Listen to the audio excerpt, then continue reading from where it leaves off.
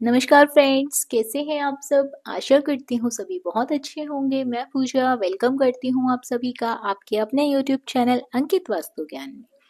Friends, क्या आप लोग जानते हैं शनिदेव को ग्रहों का राजा कहा जाता है। भगवान भोलेनाथ ने इन्हें स्वयं न्याय के देवता की उपाधि दी है। ऐसा कहा जाता है और ऐसा माना भी जाता है कि शनिदेव को बहुत जल्दी क्रोध आता है। इसी क्रोध के कारण अपने पिता सूर्यदेव से इनकी नाराजगी बनी रहती है।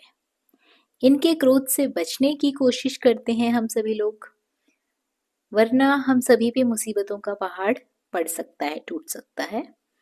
इसीलिए इन्हें प्रसन्न करने के लिए कई लोग शनिवार का व्रत भी रखते हैं। व्यक्ति शनि दोष से बचने के लिए, उन्हें शांत रखने के लिए, शनिदेव के प्रकोप से बचने के लिए अनेकों तरह के उपाय भी करते हैं। यदि किसी की कुंडली में शनि ग्रह लग जाए तो वह व्यक्ति को बहुत कष्ट देता है। लेकिन जो लोग शनिदेव की श्रद्धा भाव से, भक्ति भाव से पूजा आराधना करते हैं, उनके व्रत करते हैं, नियमित रूप से उन्हें तेल अर्पित करते हैं, सरसों के तेल का दीपक जलाते हैं, शनिदेव उन पर प्रसन्न होते हैं और उनके दोष उन्हें नहीं लगते हैं। साथ ही शनिदेव की कृपा उन पर हमेशा बरसती है। शनि जब कुंडली से जाता है तो मनुष्य को कुछ ना कुछ देते हुए जाता है। यदि आप लोगों ने अच्छे कर्म किए हैं, शनिदेव की पूजा की है, तो अच्छी चीजें देके जाता है, कोई खुशखबरी देके जाता है। लेकिन यदि किसी ने शनिदेव की पूजा नहीं करी, कभी तेल नहीं चढ़ाया, कभी दीपक नहीं जलाया, तो उस व्यक्ति को शनि का प्रकोप झेलना ही पड़ता है। साथ ही शनिवार के कुछ लोग नियमित रूप से व्रत भी रखते हैं। यदि आप लोग व्रत ना रख पाए तो उन्हें शनिवार के दिन तेल अर्पण जरूर करें। शनिवार के दिन कुछ उपाय किए जाते हैं, उसका वीडियो मैंने अलग से बनाया हुआ है, लिंक आपको डिस्क्रिप्शन बॉक्स में दे दिया जाएगा, आप वहां से चेक कर सकते हैं। इसके साथ ही शनिदेव के व्रत यदि आप नहीं कर पाए, मैं फिर बता रही हूँ, आपको कथा जरूर सुननी चाहिए। आप पूजा कर लें, कथा सुन लें, तो भी आपके ऊपर शनिदेव की कृपा बनी रहेगी। क्योंकि ऐसा माना जाता है कि यदि आपका स्वास्थ्य ठीक नहीं है, आप शनिवार के व्रत ना रख पाए, तो आप पूजा करके कथा श्रवण कर लें, कथा सुन लें, तो आपको पुण्य फलों की प्राप्ति होती है, शनिदेव का आशीर्वाद प्राप्त होता है। तो चलिए फ्रेंड्स, कथा शुरू करते हैं। कथा को अंत तक जरूर सुनिएगा। आशा करती हूँ ये कथा आपको पसंद आएगी। पसंद आए तो वीडियो को लाइक और शेयर जरूर करें। और यदि आप हमारे चैनल पर पहली बार आए हैं, पहली बार ये कथा सुन रहे हैं, इस तरह की जानकारियां आपको भी अच्छी लगती हैं, तो चैनल को सब्सक्राइब अवश्य कर लें। कथा कुछ इस प्रकार है। एक बार सभी 9 ग्रहों सूर्य, चंद्र, मंगल, बुध, बृहस्पति, शुक्र, शनि और राहु केतु में बहस हो रही थी कि कौन सा ग्रह सबसे बड़ा है। सब आपस में लड़ने लगे। तभी सभी देवराज इंद्र के पास पहुंच गए। इंद्र भी दुविधा में पड़ गए कि इस स्थिति में क्या निर्णय दें। परंतु उन्होंने सभी ग्रहों को सुझाव दिया कि पृथ्वी पर राजा विक्रमादित्य ही इसका फैसला कर सकते हैं, क्योंकि वो बहुत ही न्यायप्रिय राजा हैं। अब सभी ग्रह पृथ्वी पर राजा विक्रमादित्य के पास चले गए और उन्हें अपने आने का कारण बताया। राजा भी उनकी समस्या को सुनकर बहुत परेशान हो गए।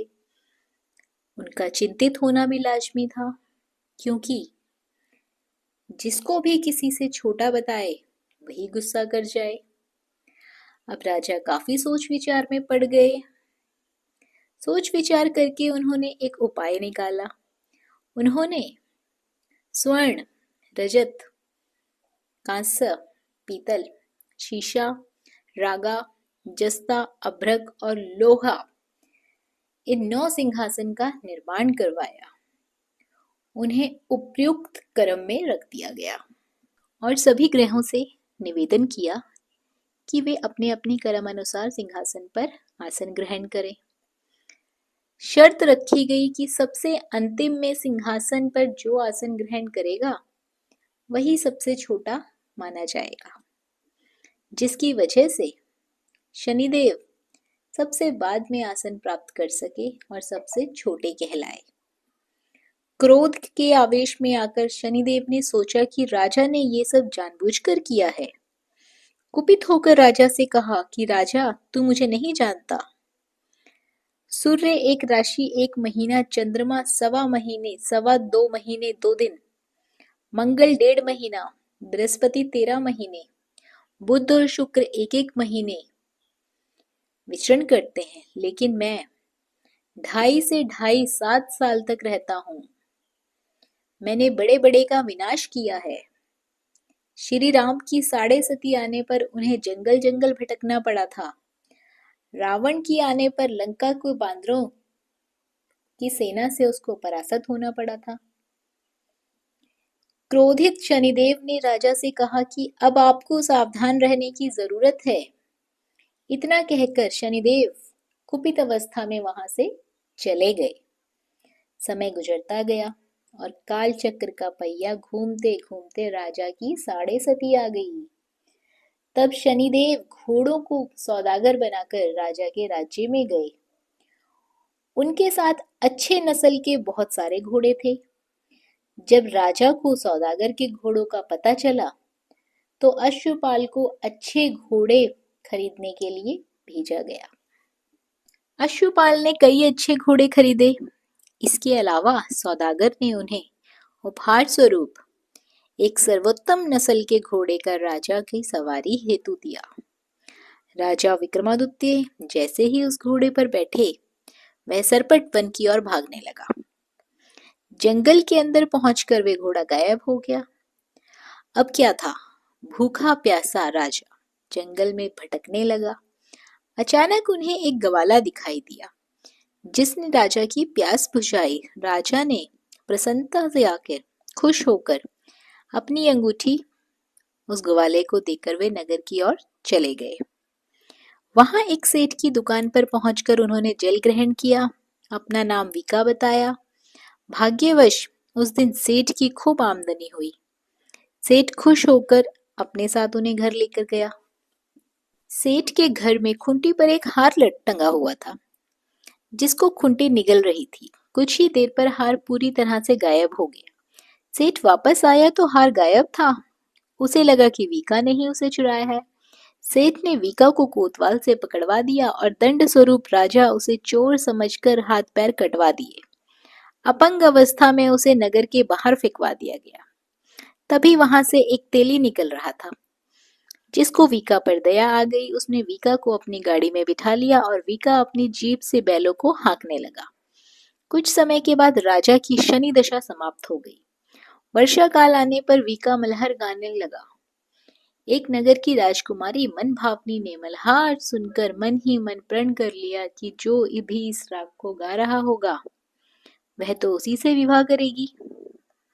उन्होंने दासियों को उसे खोजने के लिए भेज दिया, परंतु वापस आकर सभी ने उसे बताया कि वह एक अपंग आदमी है। राजकुमारी यह जानकर भी नहीं मानी और अगले दिन वह अनशन पर बैठ गई। जब लाख समझाने पर राजकुमारी नहीं मानी, तब राजा ने उस तेली को बुलवा भेजा और वीका से विवाह की तैयारियां शुरू करने को कहा। वीका से राजकुमारी का विवाह हो गया। एक दिन वीका के स्वप्न में शनिदेव ने आकर कहा कि देखा राजन, तुमने मुझे छोटा बताकर कितना दुख झेला है। राजा ने क्षमा मांगते हुए हाथ जोड़कर कहा कि हे शनिदेव, जैसा दुख मुझे दिया है वैसा किसी और को मत देना। शनिदेव इस विनती को मान गए और कहा कि मेरे व्रत और कथा से तुम्हारे सारे कष्ट दूर हो जाएंगे। जो भी नित्य मेरा ध्यान करेगा, चींटियों को आटा डालेगा, उसकी सभी मनोकामनाएं पूर्ण होंगी। शनिदेव ने राजा को हाथ पैर वापस दिए। दूसरे दिन राजकुमारी की जब आंख खुली तो वह आश्चर्यचकित हो गई।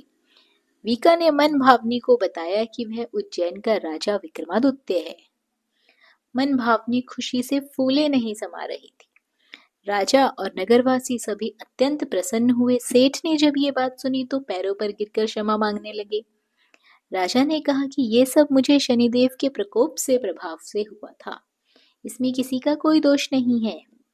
सेठ ने निवेदन करते हुए कहा कि मुझे शांति तभी मिलेगी जब आप मेरे घर चलकर भोजन ग्रहण करेंगे।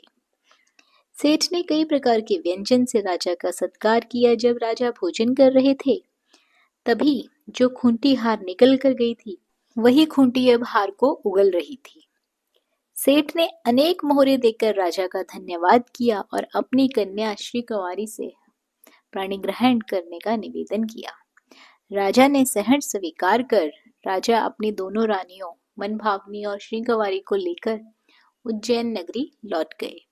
सारे नगर में दीपमाला और खुशी मनाई गई। राजा ने घोषणा करते हुए कहा कि मैंने शनिदेव को सबसे छोटा बताया था, लेकिन असल में सबसे सर्वोपरि तो वही है। तब से सारे राज्य में शनिदेव की पूजा और कथा नियमित रूप से होने लगी।